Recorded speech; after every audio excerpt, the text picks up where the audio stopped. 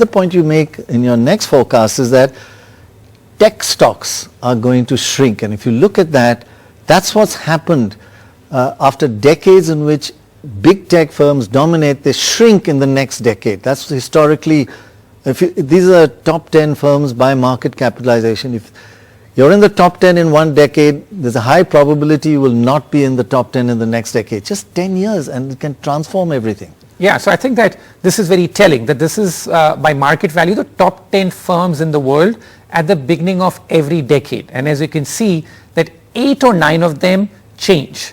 Amazing. And when we had the last tech boom, which ended in 2000, the top tech firms in the world then were very different from what you have today. Those days you had Cisco, Intel, IBM. Right. The only survivor in a way has been Microsoft. Microsoft, amazing record actually, yeah, yes. Exactly. But the top tech firms in the world today are very different than what they were back then. And as you can see that in the last 2 or 3 years, there's already a lot of churn which is taking place. The Chinese tech firms have fallen off. Right. They're no longer in the top 10. Even in America, a firm like Meta, which is Facebook's parent, that used to be in the top 10, now it's not even in the top 25.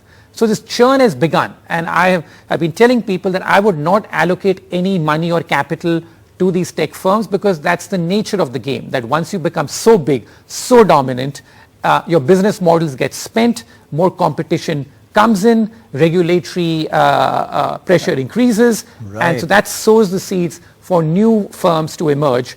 And in general, I feel that tech space became very overvalued and overheated, and that's going to cool down, and we're seeing that effect even in India now, where a lot of the tech craze that you had for some of the unicorns and other companies, that's cooling off. That's your next graphic actually, that the tech slowdown will hit India as well. In fact, it already has hit it. In 2021, 35% of all capital raised through IPOs were tech.